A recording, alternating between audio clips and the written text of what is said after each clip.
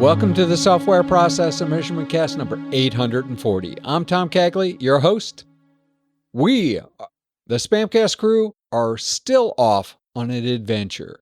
Today, on our final trip down memory lane, at least for the time being, we have Paul Gibbons.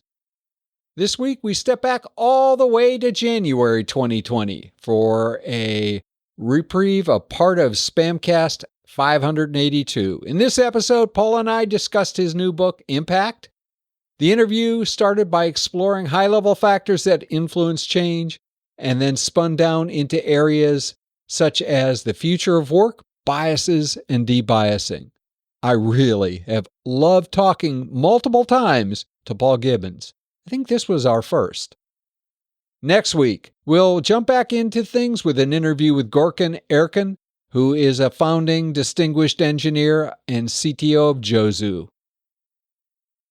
Paul Gibbons, welcome back to the Software Process and Measurement Cast. Yeah, very good to be here with you, Mr. Cagley. Thank you, sir. We had a great conversation last time. Today, I think I'd like to talk about your newest book, Impact. And Paul, before we dive really into this is part of a 3-book series.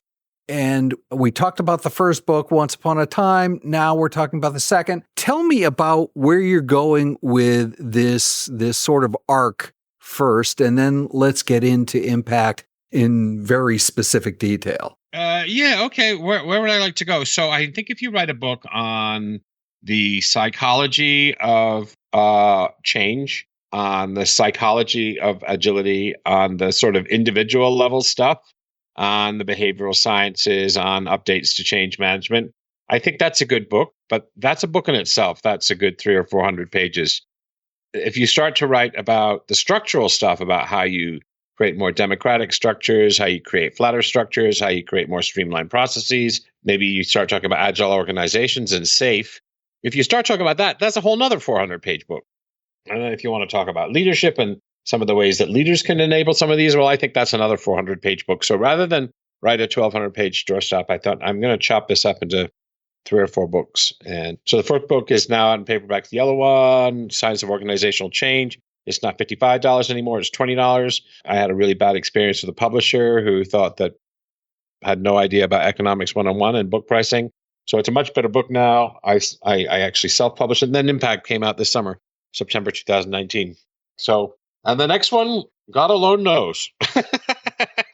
That's now what I don't know. All right. So let's dive in and let's start with the whole idea of change and why we care about humanizing change at all.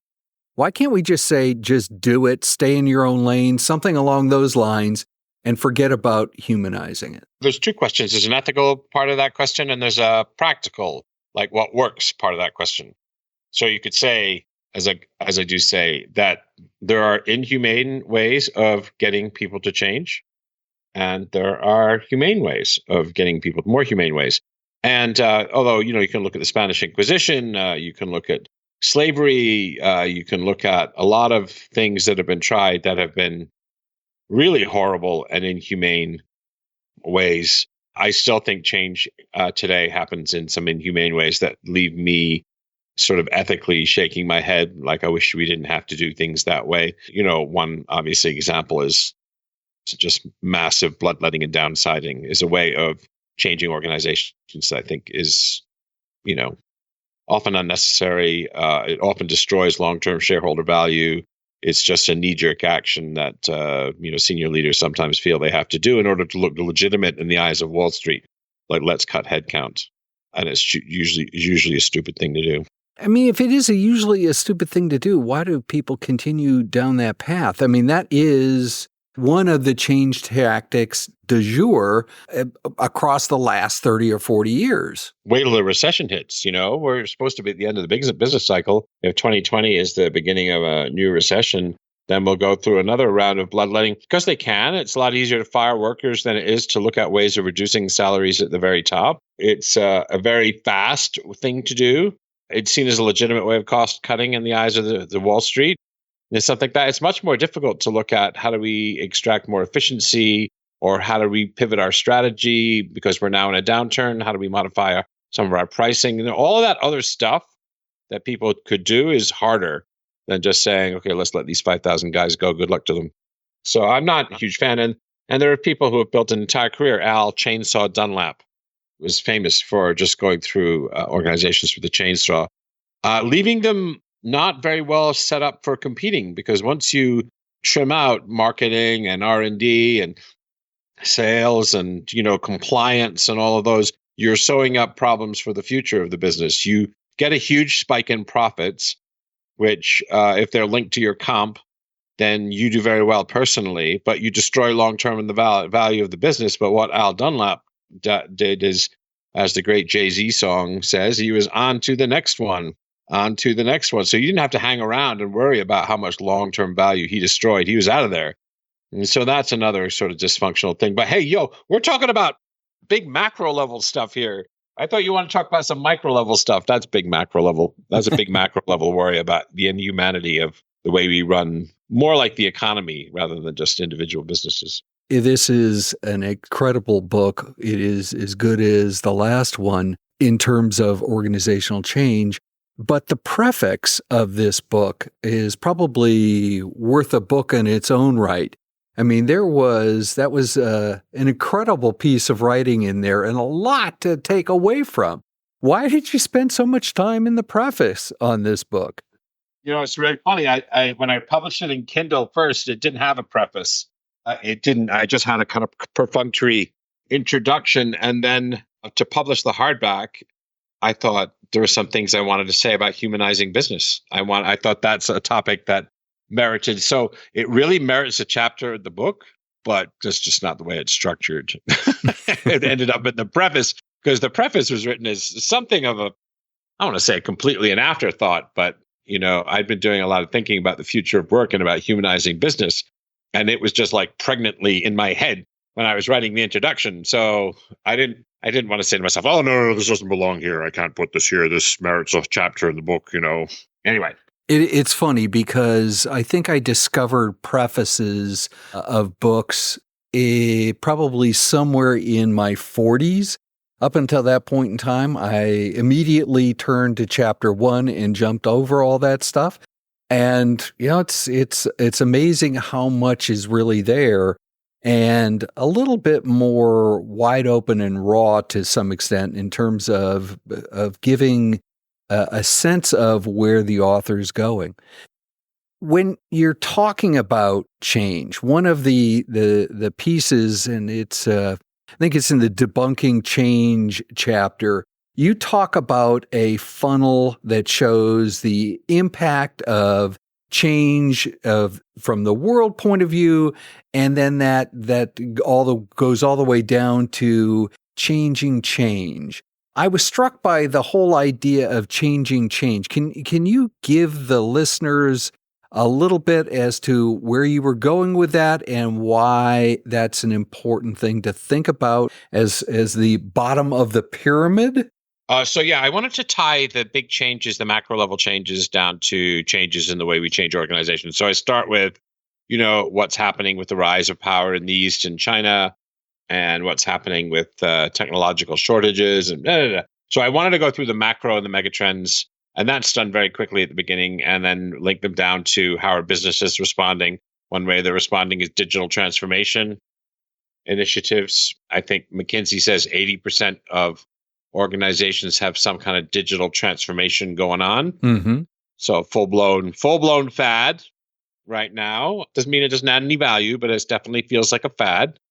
Is that how things look to you at your end of the thing? Like digital transformation is like the thing right now?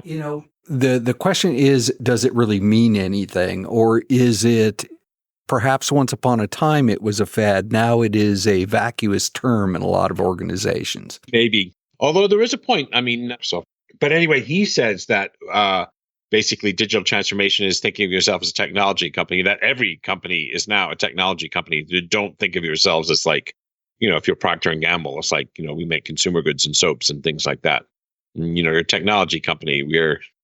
And that's the sort of transformational aspect, is if you think as all companies as technology companies. That is sort of transformationalism, don't you think? Yeah, the problem is that when things become fad and when they become sort of these terms, they can mean anything. And as they get transmitted down, everyone starts to go in different directions, almost like Brownian movement. So when you talk about change at that point, there is very little structure. There is very little control over where things are going. Having a crisp vision and at least understanding where one is going in terms of if we're doing digital transformation, what that means. Is that one of the critical steps in terms of transmitting and getting organizations to change? Yeah, there's a famous example from Bezos right now, which Bezos says if a manager in all of their annual business planning processes, that managers better have a chapter in their business plan on artificial intelligence. I mean, that's his way of cascading through that this business is going to be all AI in 15 years. And that's one way of him emphasizing the importance of it, and also making sure that people are innovating in the area of artificial intelligence, which is truly profoundly a transformational technology. I mean, there's a lot of, you and I feel similarly about hype, but artificial intelligence, all right, been around for a long time and it's had many false dawns, but I don't think this is a false dawn. I think we're there. So I do write about that in the book. If people are interested, it's only over a few half dozen pages, but I do think artificial intelligence is going to be completely transformational to our world, not just if we create a Terminator type scenario. And are we going to create a Terminator type situation, or is this something that we can actually control? Well, those are big questions. Hard to know.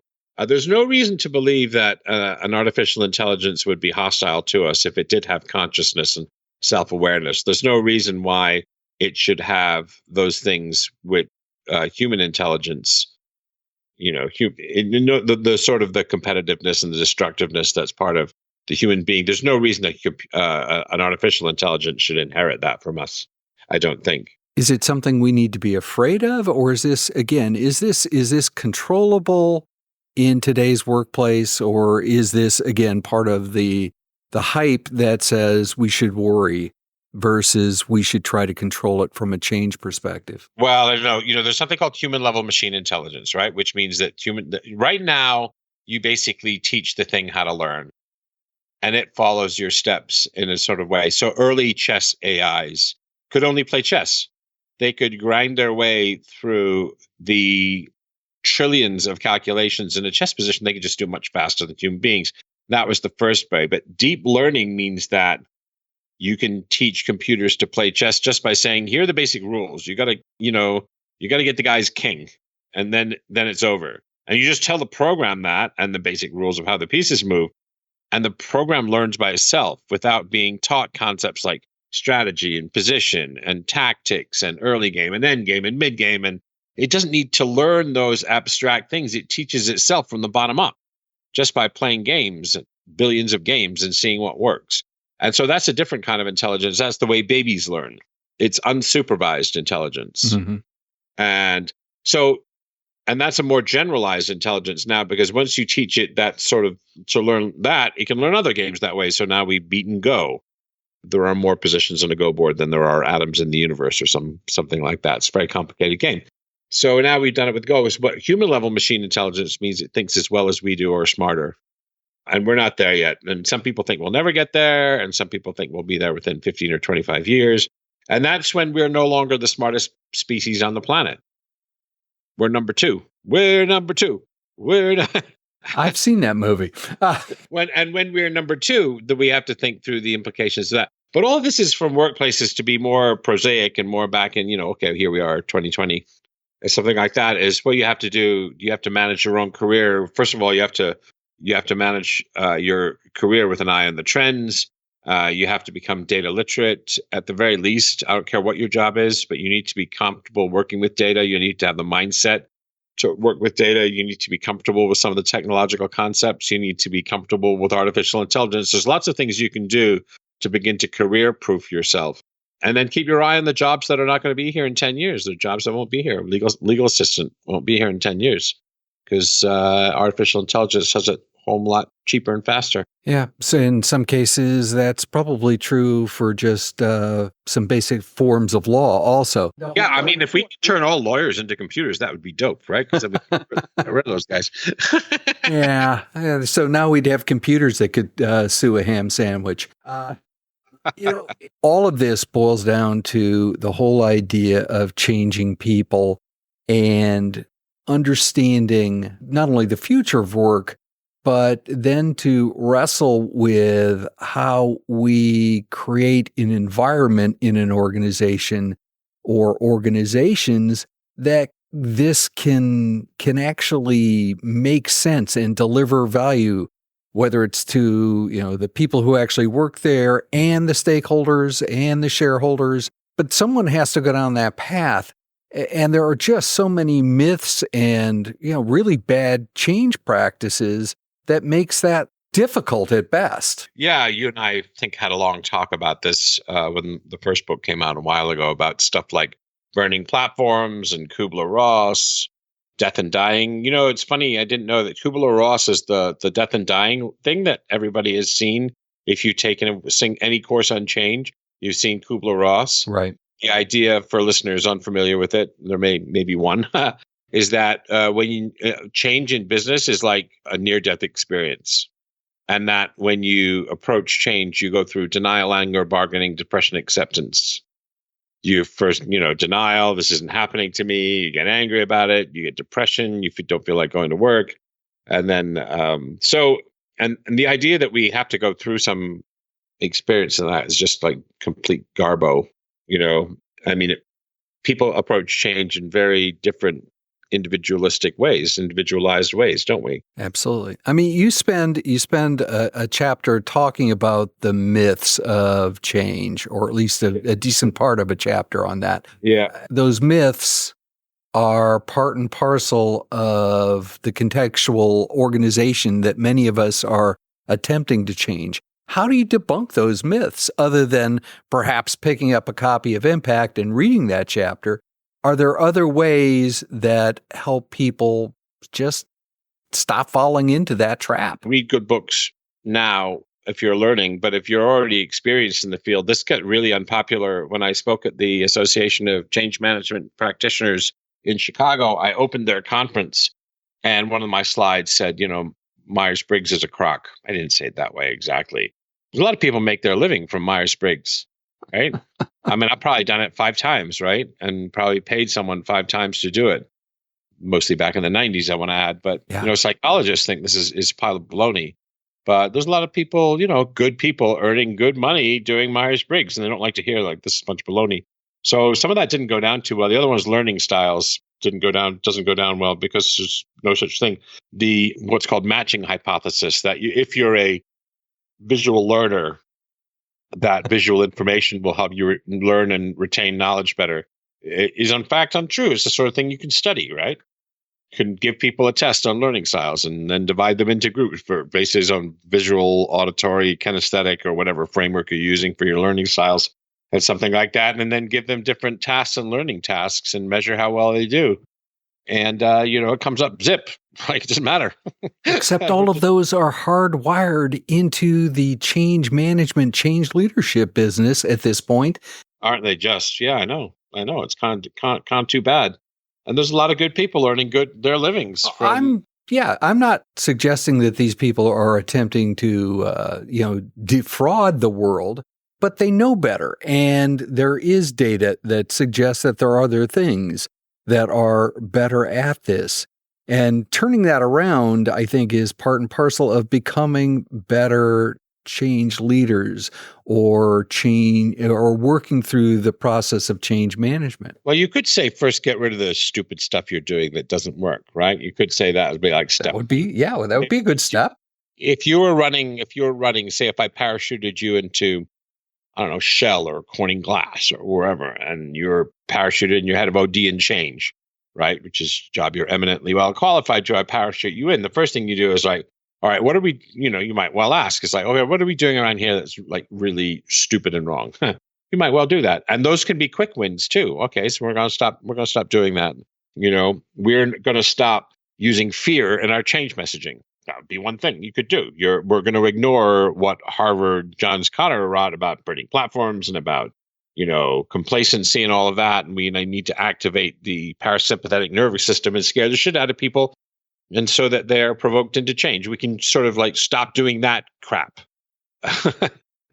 So that could be one of the things that you could do. That would be a quick win. One of the themes that runs through Impact is the idea of debiasing. What did you mean when you're talking about debiasing workers, debiasing our decision-making processes, those things?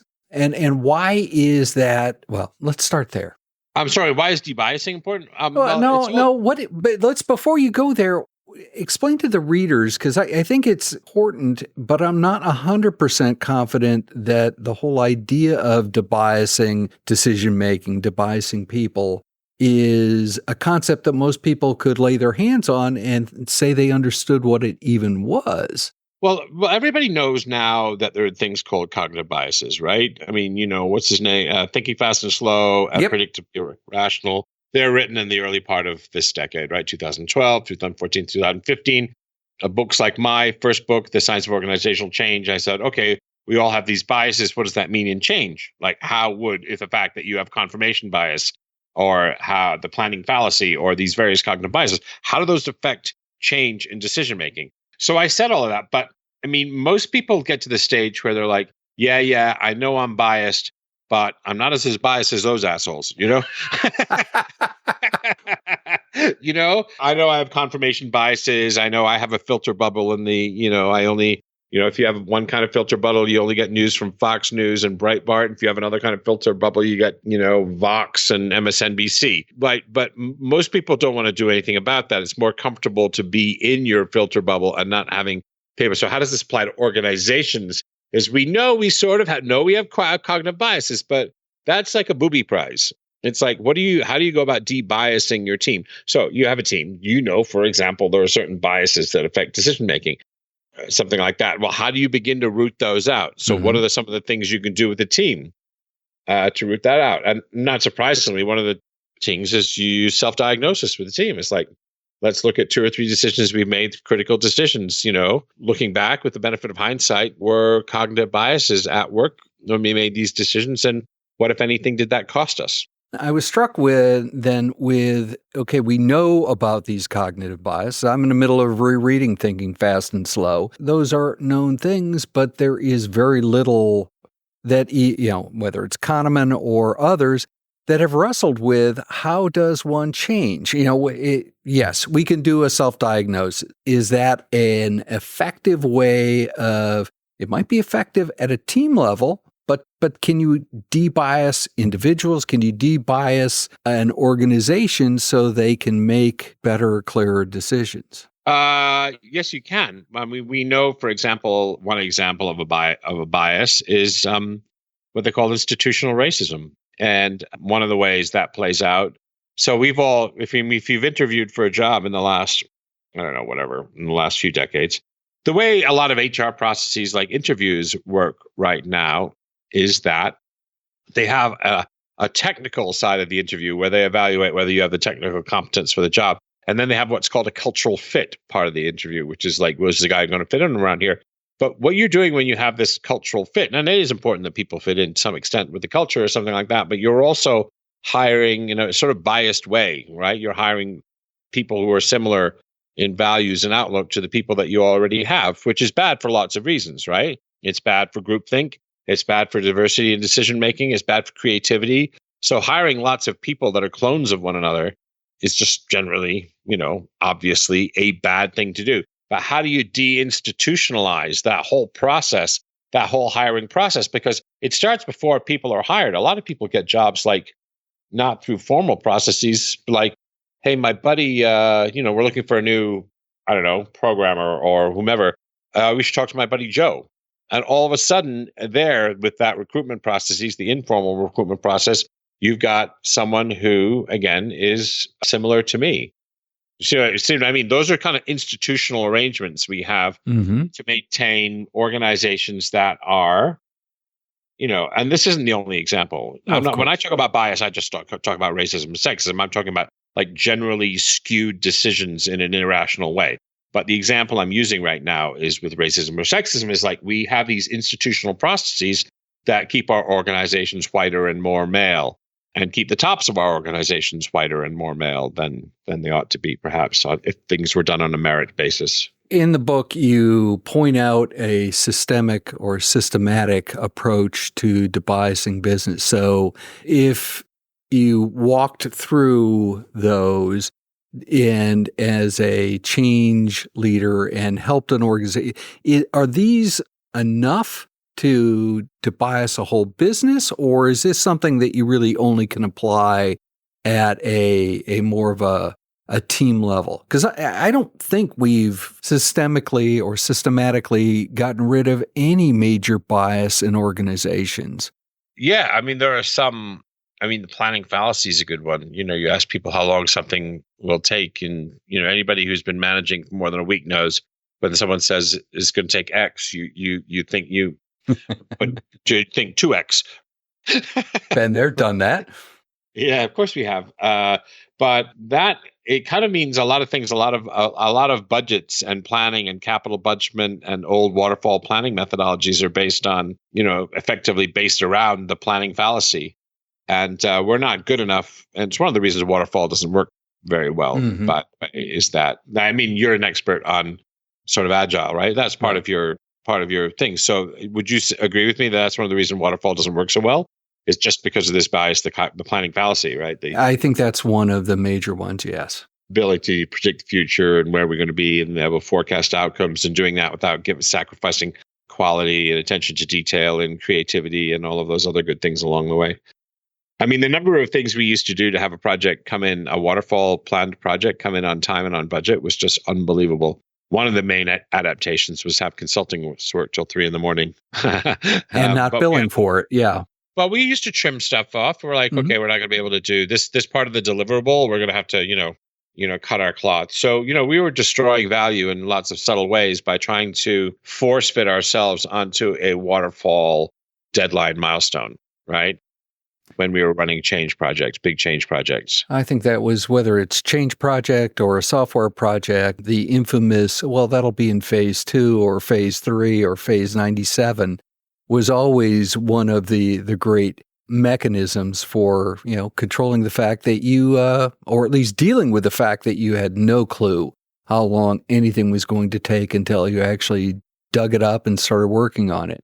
We want to have a list of biases. Like we want to look at in ourselves and our teams and organizations. So we want to just start to work on a short list of biases that we think are costing us money, right? And you can take the list of 125 cognitive biases from Wiki. You can take the list of 30 from my book. You can take a list from McKinsey. There's tons of these online. You can look at them. You can sit down and have a conversation with your team. It's like, which of these are getting up on our shit? And you can start that way. And it's a very low tech way of starting. It's like, which of these are costing us money? And then, further down the road, you can look at HR policies and procedures and other things that have institutional, like organizational level bias. But, I'd start with my team. Yeah, I think that's probably the place to start. Paul, when you set out to write this book, what was it that you had in your head that you really wanted to get across to the readers? A lot of that stuff on debiasing is new, and you won't find it too many other places, I don't think. No. When I was doing my research on this, it is very, very thin in terms of finding other stuff to read on the topic. I really we come back to where we started with this humanizing thing, is I'd really like workplaces to be better fit for human beings, and that means, getting rid of some of the harmful and horrible things that sometimes workplaces do in the interests of profitability, treating people in the environment better. Humanizing business, is something that my next book is probably going to be titled Humanizing Business, to try and, because that sounds really woolly and fluffy. You know me well enough to know I don't like fluff. So it's all very well to say, we're going to make businesses all like really humane, man, and then we'll sing Kumbaya. Beanbags and patchouli. And yeah, that's right. No, that's not me. But even though it's a fluffy sounding term, if we're serious about wanting to undertake something like that for 21st century businesses, then we put a little meat on the bone. What do we mean? What does it mean to have a business which, furthers and nurtures human flourishing, human growth and development, and all of that? Like, how would that be different? All businesses, good businesses, do a little of this already, right? Mm-hmm. But what if that were our central organizing principle for the way that we ran business? So that's my next book. I think that's going to have some inspiring content in it. At least I hope so. If you woke up tomorrow morning, you were handed a cup of coffee and a magic wand and given the power to change any two things that affect how organizations thrive, what would those two things be and why? How would I change organizations if I could change any two things tomorrow? And I could wave a magic wand. I would teach. I would like to see part of every manager, anybody who's in the organization, irrespective of background, have a basic understanding of the mechanics of how organizations learn and change. Just like a basic, almost like 2-day sheep dip course, like a deep understanding about the fact that we're in a place that's run by and for human beings. How do they tick? How do they change and learn and grow? So I'd like everybody to have that kind of 2-day intro to human psychology and change in business. And I think it would make managers, I think it would reduce conflict. I think managers would run change better. I think so. That would be one thing. And also we'd need fewer change management specialists, what I, in one of my books, I call them www.500-an-hour-consultants.com. Right arm. So I would do that. I think that it's been said for a long time, is going even back to the 1920s, the dean of Harvard Business School said, business is about human behavior. But we don't train people as if that were really the case. And business are about human behavior. And I think I'd have everybody have some kind of rudimentary understanding of that. So that would be one thing. And the other thing is I would try and encourage organizations to use technology so that they can have constant conversations across the boundaries of the organization. The Slack is something that a lot of businesses are doing now. So there's the technology Slack, which is pretty robust, but it's the behaviors. Is how do you get senior people to use it? How do you get junior people to use it appropriately and not just share pictures of cats? But that's a great hope for me of having constant dialogue between the top and the bottom, through the walls of the organization, marketing, talking to R&D. I think proper use of kind of ICT, information communication technologies, advanced communication technologies is really a way that we can have not just spray and pray communications organizations, but something that's more constant and more customized. So if that makes sense anyway, it sounds very like babble to me, but there's a whole chapter in the book on 21st century communication and influencing. And that was just a one paragraph summary of it. Understood. When does too much communication? So if we go down the path of allowing all of that communication, won't it at some point create too much noise? Well, it does. I mean, it already has. Jesus Christ, my inbox. I mean, I got 500 emails a day, and I think fewer than 30 of them are valuable or useful to me. My inbox is just full of noise. I don't know why I don't just start, making liberal use of move to junk folder, move to spam and blacklist email. I should make more liberal use of that feature in my email program. No, it's the difference between pull communication and pull communications. The stuff that's in my inbox is someone's pushing at me. Mm-hmm. I don't want to see any of that shit. None of it's being pulled towards me, right? It's being pushed. All that email marketing, all those newsletters, all those updates, all that stuff is being pushed, right? And that's why I delete 480 out of 500 emails, because they're being pushed and they're not relevant to me. It's the wrong time to look at them, or they're not relevant to my needs, or they're trying to sell me shit I don't need, or whatever. So that's push communication. Pull communication is different. Pull communication is when I'm working online and I need to fire up Google really fast to find a definition of, like we were talking about Microsoft CEO, right? Right. That's an example of pull communication. Just while we were doing that, the dude's name's Satya Nadella, right? Absolutely. But that's pull learning. That Right. was pull. That's pull, right?